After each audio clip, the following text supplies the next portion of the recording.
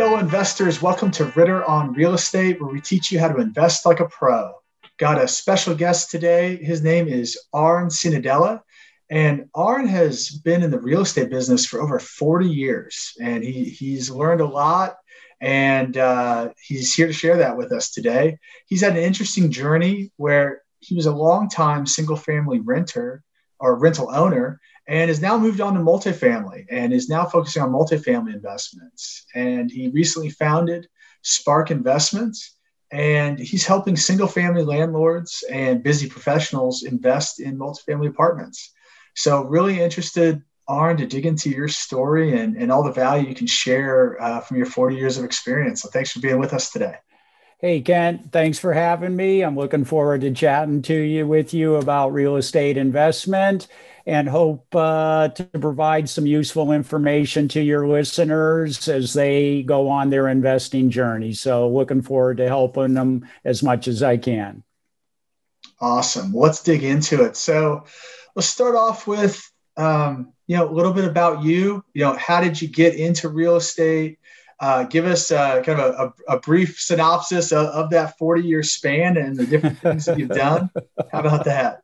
Okay, try to condense that down. Yeah. Yes, there's a lot to cover, but time is valuable, so that I understand. So I was a pretty typical kid growing up in the San Francisco Bay Area on the San Francisco Peninsula in what is now more commonly known as Silicon Valley, and went to school, college, grad school, got a master's degree in physical chemistry.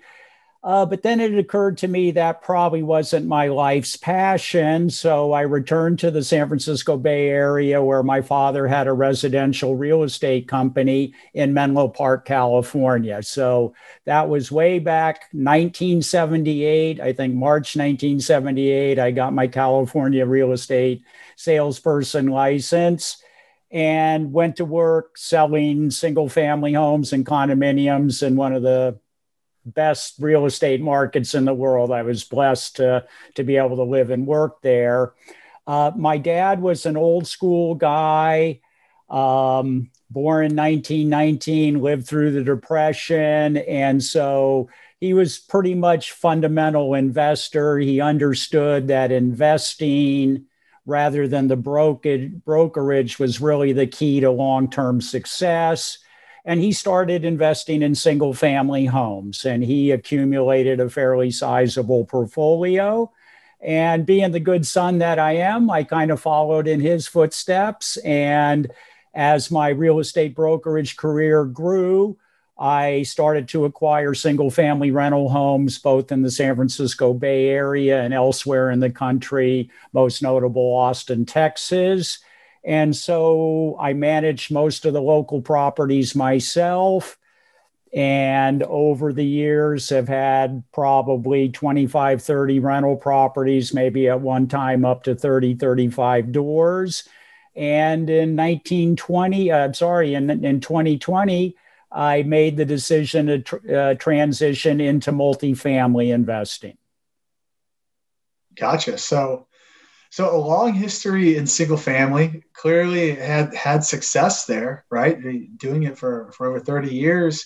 So what was the trigger in 2020 that made you decide to switch into multifamily investing? Great question. And, I always marvel at how someone's life direction can kind of just switch on a phone call or a movie or a book. And certainly I was aware of multifamily, but I was happy doing the single family investing. It did well. Bay Area is mainly a capital growth appreciation market, not so much a cash flow market. And in the middle of March, a young investor buddy of mine, I'm now living in Greenville, South Carolina, called me up middle of March 2020 and said, "Hey, Arn, what do you think is going to happen with rent collection due to COVID?" And so we had a long conversation. And basically I told him, "Hey, Mario, I don't know. Ask me on April 5th, right? If my April rents come in, I'll let you know what happened." And anyway, at the end of the phone call, he sent me a podcast on multifamily and the impacts of COVID. And so I listened to that, and honestly, kind of a light bulb went off in my head. This was right when COVID had kind of hit the United States. We were starting to shut things down. And I probably listened to podcasts 3-4 hours a day, a variety of podcasts, including yours, during that time period, as well as several others. And so I kind of became fascinated by it. And the whole thesis behind multifamily made sense to me. So I can go more into the specific details of that if you'd like. Yeah, no, I think it's a great story. I think it obviously resonates with me as I spend most of my time in multifamily. But, what are some of maybe for folks that are less familiar with some of the reasons to invest in multifamily? What were the specific things that attracted you to multifamily and to walk away from the long career with those single family rentals? Sure, great question. And I would say there were primarily 2 or 3 factors. So one thing I've always done with my investments is I kind of keep a spreadsheet of fair market value, loan balance, equity, gross income, expenses, net income. And at the start of every year, I kind of review my portfolio. And when I did it at the start of 2020, and I actually looked at my cash flow based on the equity in these single family homes, I was probably only getting about 3 to 4%, if that makes sense. So the net dollars I put in my pocket was about 3 to 4% of the total equity in my portfolio. And I'm not complaining. They're great properties. They were going up in value. But I think as I got older, I'm now 66, I started to focus more on cash flow rather than capital growth. I'm in a secure financial position, but cash flow becomes more important, I think, to folks as they get older as compared to when they're in their peak earning years. So number one reason to switch to multifamily was increased cash flow based on my equity. The second one was, as much as I enjoyed managing my single family rentals, in 40 years, if I have even one horror story of being a landlord, it would be hard for me to remember. So I've had a happy landlording career. I was good at picking good tenants, and I was blessed, fortunate, however you want to say it. So I don't really have any nightmare stories about it, but it is time consuming, dealing with repairs, keeping track of 15 different mortgages, 15 different property tax bills, collecting 20 or 30 rents.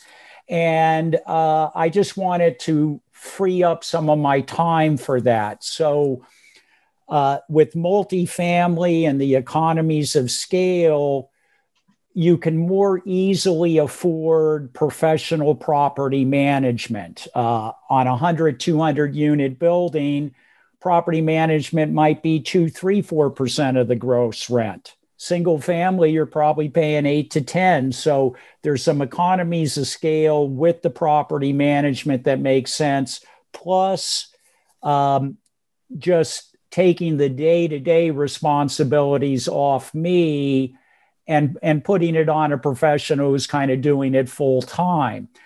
So I'd say that's number 2. And then number 3, I think society, the demographics in society is different than, say, 30 years ago. I think we're moving more towards a renter nation, or if maybe that's not the right word, I would say a more mobile society. So I'd say somebody my age, the dream back when I was 30 was to afford the nice house at the end of the cul-de-sac in suburbia, and that's where I'd raise my kids.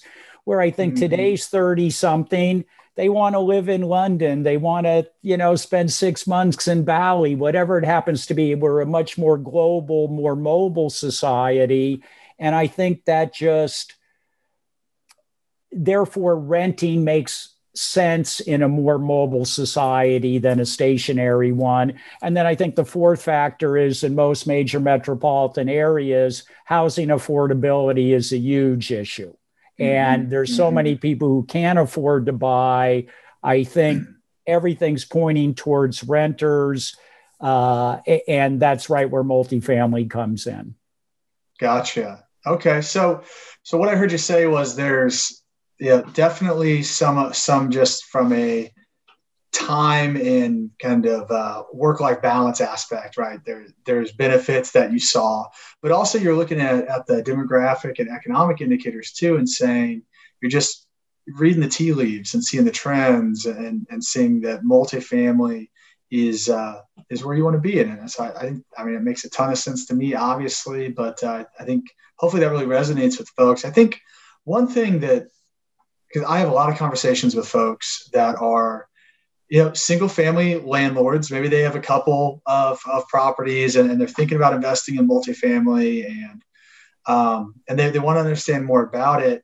I think the thing that you touched on that resonated with me from a lot of those conversations is people often undervalue or underestimate the time commitment of having 10, 20, 40 separate properties and having to manage the different mortgages and the different tax bills and different contracts and all those things. Whereas in multifamily, when you're bringing that together and have it all under one roof, you have the same scale and it's just much more efficient. And there's just it's just a lot less time from a time management perspective. Precisely. And, for me, my entire career has been spent in real estate. So I haven't had, say, the typical 9-to-5 job where I got to be at the office and I've got 3 meetings every day. So for me to kind of manage my properties, that was just kind of my day-to-day activity. I was out showing property to buyers or tenants. I was meeting with contractors, staging houses, fixing houses up. So probably a little easier for me being a real estate professional to manage my portfolio, where if somebody has a high demand corporate job, they just don't have time to run around town and keep track of these things. So yes, I think the time is a big part of it. And I also believe there is a reason for specialization of labor. And so if you're a great software engineer, spend your time doing that, right? Let somebody else manage the property. And of course, then the economies of scale come back into it because the property managers have systems and operations and things. So I think it just makes a lot of sense. And to me, people are so pressed for time in our current society. I mean, it's the average corporate person, it's probably not a 9-to-5 job. It's probably more a 7-to-6 job, right? And then you have family, and how do you fit it all in? So I think the idea of moving into multifamily as a passive investor, letting professionals run the operation, I think it makes a lot of sense for folks who have enough on their plate now, but they want to diversify their nest egg.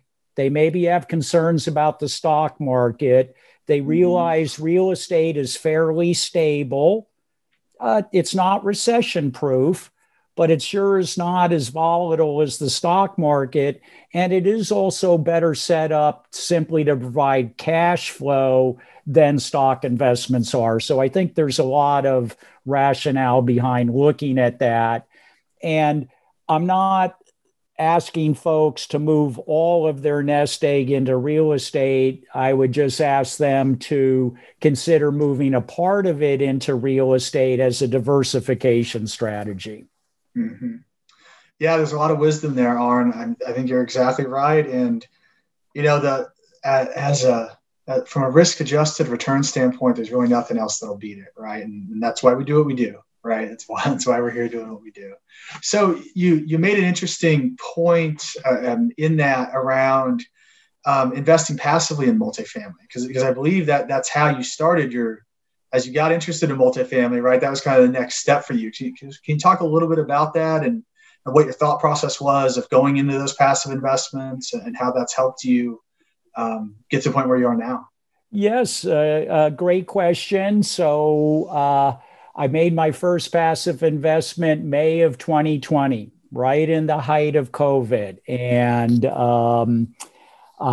what I did over 2020 is I've sold 3 or 4 of my rental properties, taken the proceeds, and I've now made 6 LP investments, passive investments in syndications. Mm-hmm. And you look at the sponsor. So I would evaluate the track record of the sponsor, also look at the market and invest in markets that I felt were growth markets. Most of my investments have been either in the Southeast or the Mountain West, 2 areas I particularly like.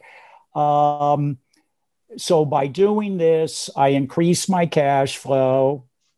I get regular ACH deposits into my checking account. It's fabulous. It's like my Social Security check, which is also good, which I started taking maybe 3 months ago. So it's nice having those monthly distributions or quarterly distributions show up in your checking account.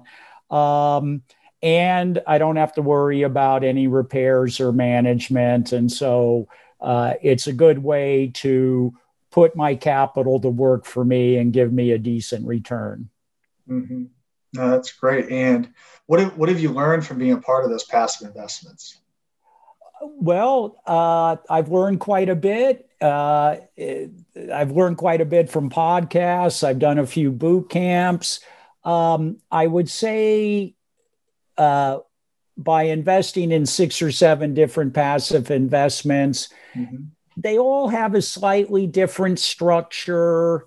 They all have slightly different flavor. And so as you get more familiar with the offerings, you start to get a better idea of what, as an investor, you should be looking at. And you just kind of get a feel mm-hmm. for how the deal's set up and what are the critical factors. And so I think it's just experience in evaluating these deals, attending the webinars, listening to the sponsors present the investment. And while you're listening, you can say, does that ring true to me? Is what this person's saying, does it make sense or does it not make sense? Do I get a sense that this is an individual I can trust with my hard-earned cash? And so I think you can develop a gut sense. And then also they should be willing to have like one-on-one conversations with you. And if you have questions and you need to drill down and you need a little hand holding, they should be able to do that to earn your business. So I've learned a lot. With my own, one of the great things I love about passive investing is the ability to diversify. So of my 6 passive investments, 2 would be considered Class A, newer, fancier, more expensive properties, mm-hmm. High income tenant demographic. I've got 2 Class B properties and I've got 2 Class C, and I'm spread out in 6 different locations. So again, I come back to the notion of diversification. And mm-hmm. as a passive investor, it's almost like a smorgasbord, right? You can take a little here, and, kind of spread the risk a little bit. You don't need to go all your chips in on one investment. I wouldn't recommend that. Spread it around a little bit, get your feet wet, see how these operators work. And as you go on, you can build relationships with them. Mm-hmm. Yeah. And a couple of things that you said that really resonated with me that we talk about a lot on this show sounds like you started by vetting the sponsor out, right? And getting to know the sponsors and really understanding their personalities and trying to judge if those people have integrity, right? And so you really started there. And then you went into the market and said, okay, are they operating in markets that I want to be in, right? And making a decision based on the market. I think those 2 things are so important before you start looking at individual deals. Yes, 100%. Um, uh, because as a limited, like most things in life, what is a benefit can also be a con. So the benefit of passive investing is you don't have to worry about it. The con is you have no control, right? So Sure. you know what I mean? And so you don't have to worry about it because you don't have any control. And so it's really important to do that investigation before you invest your money. And I think the other thing I would say is all of these investment offerings, they're going to talk about cash on cash and internal rate of return and equity multiplier, and all the numbers are important, but I wouldn't necessarily think the ones with the highest numbers are definitely the best investment, right? So you kind of got to use your judgment as to what is practical and reasonable. If you have somebody saying, I'm going to raise rent 5% a year for 5 years and I'm going to give you a 19% IRR, it sounds good, but you got to back up from that and kind of say, is that really feasible? So I would encourage passive investors to kind of look beyond the numbers and kind of make some assessment. Is the business plan and the projected returns achievable? Yeah, I mean, I think that's a fantastic point. I don't think you hit home on that enough. And I think you have a unique perspective in that you owned rentals for years, right? So you understand, rent growth and how things like that work. You were in real estate, selling real estate, so you understand markets and demographic trends. But I think challenging the assumptions, right, is what you're talking about, is understanding what assumptions are they making in their model. Because, I mean, at the end of the day, every pro forma is wrong. Every pro forma is wrong because you're never going to 100% hit everything. And it may be better wrong. It may be worse wrong. But, it's always just your best guess. But it's all about the assumptions that are being made. And are the assumptions reasonable? And so as an investor, you have to be educating yourself to know what's reasonable and what's not, right? You've got to be educating yourself to know that 5% rent growth over 5 years in most markets is unachievable. And it should be more like a 2 or 3%, right? But I think doing the education, like you said, right? You said that you started with podcasts and books and webinars and everything else. That was your first level of your education, right? And then you started investing passively once you had a base of education. And that investing passively lets you get to the next level of education, right? Where you're actually in the deals, you're asking questions directly to sponsors, you're seeing it from the inside and the numbers and what's going on. And so you're building your base, right, in doing that. And the reason I say all that is too, because I mean, it's really the same thing that I did when I started investing. Was started with educational webinars and mentors and things, and then moved on to passive investing, and then eventually moved on active. Once I felt that for me, it was like when I was going to those conferences and I started knowing everything that they were talking about. I was like, when the first conference I went to, I had no idea. And then, 3 years down the road, after going to, 8-10 conferences every year, it started to get to the point where, oh yeah, I know what he's talking about. I don't need to be in there, type of thing. You start to build that confidence. But anyway, I think your path there is just such a good path, a path that I would recommend for really anybody that wants to go from, really whatever you're doing into multifamily investing. And especially if you want to get to the point where you're actively doing your own deals, where you're sponsoring your own deals, is you got to build that base of knowledge up so that you avoid those pitfalls before you're trying to take on other people's money, because that's a big commitment and you need to take that seriously. Yes. And there's always, I'm an old school guy, and there's a lot of people in the multifamily community, and I'm not arguing with them.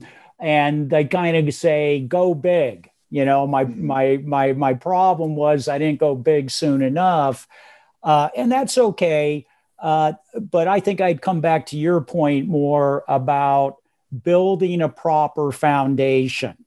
right? Don't get ahead of your skis, right? I think there's a sequence to education and investing. And if you stick with the sequence, it may take a little longer, but you're just building a more solid platform.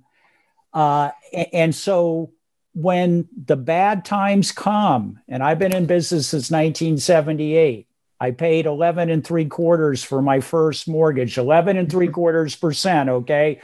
Reality check when now it's 2.5. Okay.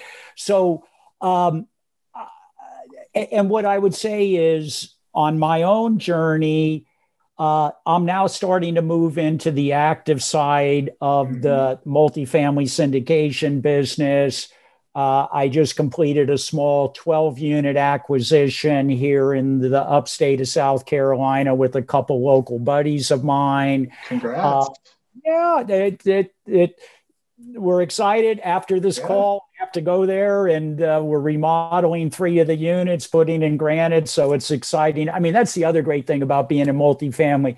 You get to take these properties and you get to fix them up, and you upgrade the HVAC and the plumbing, and you make them nice places to live, and you charge people a reasonable rent, and you get great tenants. I like to improve properties. It's something I enjoy. So I've also been co-GP on 2 transactions now, 167 units in Augusta, Georgia, and 93 units in Easley, South Carolina, which is kind of a Greenville suburb. So again, that's one more step on my education. And I'm talking to investors, and I'm investing alongside investors, because I wouldn't ask anybody to invest in a project unless I was also willing to invest my money, right? I got to put my money where my mouth is. If I believe in it, I can communicate that to other investors. And so, again, my knowledge has taken up to another leap. And I continue to try to learn every day. I just finished the MFIN Summit that Dan Hanford does. I'll be at the Best Ever Conference that Joe Fairless runs, again, all virtual. And what I would say is, even with 40 years experience, I don't think I'm ready to tackle a 200-unit multifamily deal being the lead operator. I still need to learn the specifics of this business more before I feel comfortable assuming that role. So at this point, I kind of want to play a supporting role. I give the operators my input based on 40 years of experience. The physical construction of the properties are not much difference. 2 or 3 story garden apartments are really the same construction as single family house. It's the same materials. It's the same heat systems. Renting to tenants is very similar. And so I'll continue my process. And I think the goal would be eventually to maybe move into a more lead role. But even with that, I would only do it if I had the proper team and support, that I teamed up with 3 or 4 people who had the skills that I lacked, who were strong in the areas that I am weak on. And you kind of get this synergy where the sum is greater than the whole is greater than the sum of the parts. So I need to partner with the right people to make it a successful transaction, both for me and my investors. Yeah, I mean, I think that's exactly right. I think the weight and the reverence that you take in thinking about doing that, I think it is refreshing. It's a great point of view, and I think you're right. You're exactly right. You know, people say all the time, multifamily is a team sport, and it totally is. You find folks that complement yourself, and your business really starts to take off. So, well, Arn, it's been great having you on. I really appreciate talking. Well, thank you. Yeah, as we wrap things up, I like to do a little segment called the Keys to Success. And I Okay. know I know you've got a lot of them, I'm sure, over your career. But the first question I want to ask is, what is the one thing, if you only got one question, that people should be asking their sponsor to understand if it's a deal they should be investing in? I would ask them, how many prior deals have you done or are currently operating in that particular market? Mm-hmm. So track Right? record, but not just track record in a particular market, because it does change as you go Yes. from city to city. Yes. And I think if you have an operator in one area, they build up a team of property managers and contractors, and they know the laws, and it it's like rinse and repeat. So yes, Definitely. they have to be in that market. They have to have other projects in that market before I'll invest with them. Gotcha. And what are you most proud of in your career? Um, I would say I'm most proud of trying to conduct my business in an ethical manner. I was never concerned with being number one in my office. What was more important to me was taking care of my clients and friends and doing the very best that I could for them.